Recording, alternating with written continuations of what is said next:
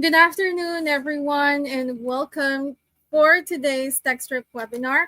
We are so excited to have you here. And today we are diving into a topic that is more relevant than ever: leadership and team development for remote workers. My name is Kath, and I'll be your host for today's webinar.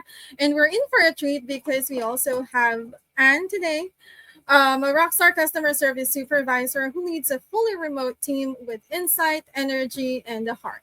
Now, she'll be sharing her secrets to building strong connections and supporting her team to grow no matter where they log in from. Hi, Kath. I am really excited to be here today and dive into the questions that you have. Awesome. So let's get into the first question that I have here. How can supervisors provide an effective and real-time feedback to their remote agents? This is a great start because real-time feedback is so important when you're working remote. And I want to say, first, timing is everything. It's important to give the feedback promptly, and the best time to do so is right after a customer interaction. It doesn't necessarily have to be formal. It can be a quick message sent or maybe hop on a 2-minute Zoom call. And also be specific.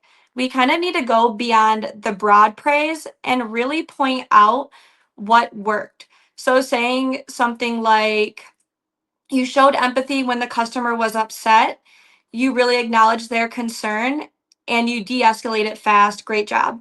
And also offer actionable recommendations, so saying things like maybe a tone adjustment or giving some phrases that they could use next time will be really helpful, and it's much more appreciated when things are given with a guide. Thank you so much, Anne, for sharing all of those great insights on how supervisors can provide an effective and real-time feedback to their remote agents by using those three principles that you just discussed. Timeliness, being specific, and providing actionable recommendations.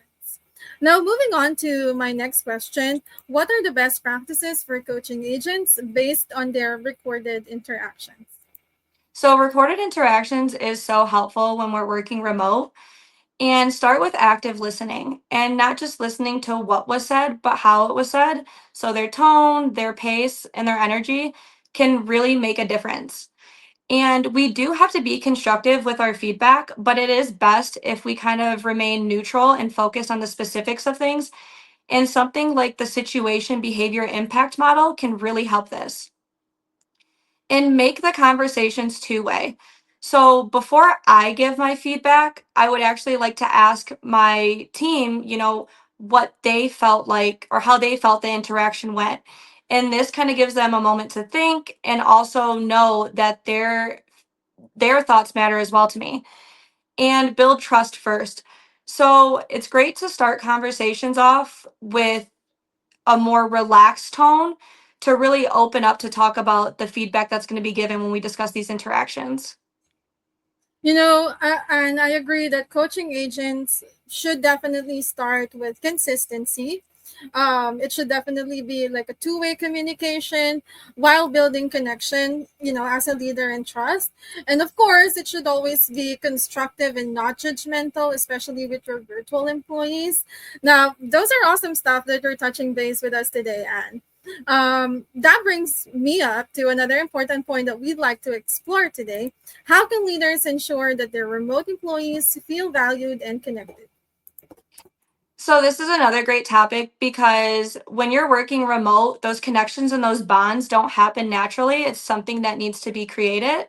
So recognizing and appreciate wins can really go a long way, whether it's 1 to 2 virtual assistants that you're sending a voice note to, or maybe like a quick shout out or a thank you. And for bigger teams, you could do group shout outs in Telegram to really recognize wins that people have created. And also consistent communication will help. a coffee date or one-on-one chats just to kind of really get to know one another and build those bonds even stronger and support growth. And you could do this by sending maybe a quick link to a course that they could learn some new topics. You could also hold workshops for larger teams. You really want everybody to feel like a community and not just work groups.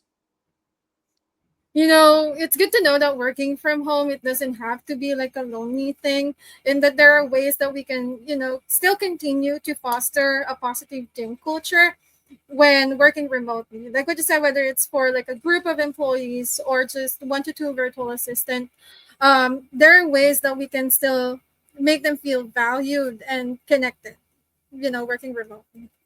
Now, my next question is, how can supervisors lead by example when it comes to time management and work life balance at a remote job?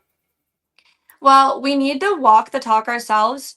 And I will say we need to start by setting clear priorities. So we have to tie broader tasks back to the goals, like relating quick quality responses back to customer satisfaction metrics. And also, we have to model healthy work hours. So it's important to let them know that once we're logged off, we should recharge and regroup and avoid from sending, I try my best to avoid sending messages after work hours so we can prevent that burnout and make that work life and home life balance kind of work. And be transparent and relatable. And that goes with sharing your wins and struggles. You could share productivity tools that have worked for you, or sometimes I like to share if I'm having a rough week. Kind of allowing this from myself lets my team know that they can be transparent and relatable with me and more open to things that they want to discuss on a regular basis. That's definitely a great perspective on leadership in a remote environment. I know that as a leader, we should walk the talk, just like what you said. And building on that idea of setting the tone, leading by example, let us shift to another key aspect of remote work. And unfortunately, the last question of today's webinar. What are the best ways to manage and track team KPIs in a remote environment? This is another great topic because everybody is working from different places. So we kind of want the day to day to align and run smooth. I want to say you should always tailor your tools to your team size.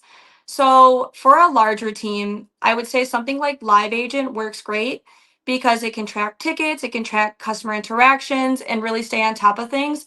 And if you're working with one to two virtual assistants, things like Google Sheets or Trello can help with daily tasks, wins, and just things that are needed from the day to day. It's also great to implement scorecards. This kind of offers a screenshot of their performance, but it also is a conversation starter to really align new goals and discuss the wins that they've had. Quality assurance sheets kind of help also keeping everything consistent and across the board for your whole team or your one to two virtual assistants. And maintaining agent record trackers to track trends or development areas and strengths over time can really help also. And I feel like no matter where people are working from, if we are having these tools and these habits implemented, it is going to make the day to day a bit easier. Those are really some insightful strategies for staying aligned and accountable, as a remote team. And as we wrap up today's discussion, I would like to thank everyone who joined us today, and of course, an even bigger thanks to our special guest Anne for sharing her valuable insights and real world strategies on leading and developing remote employees and teams. Now, as we've seen today, great leadership knows no distance. So whether your team is just across the office or across the globe, connection, trust, and continuous growth are definitely your keys to success. So we hope that you are leaving today inspired, equipped, and ready to lead your remote teams with confidence and a purpose. And if you have any questions or feedback, please don't hesitate to reach out to us at outreach@textdrip.com. Also, stay tuned to our next Textdrip webinar where we'll touch base on integrating SMS marketing with your overall marketing strategy. And again, thank you everyone for joining, and I hope you all have a great day. Thank you. Bye, Kath. Bye.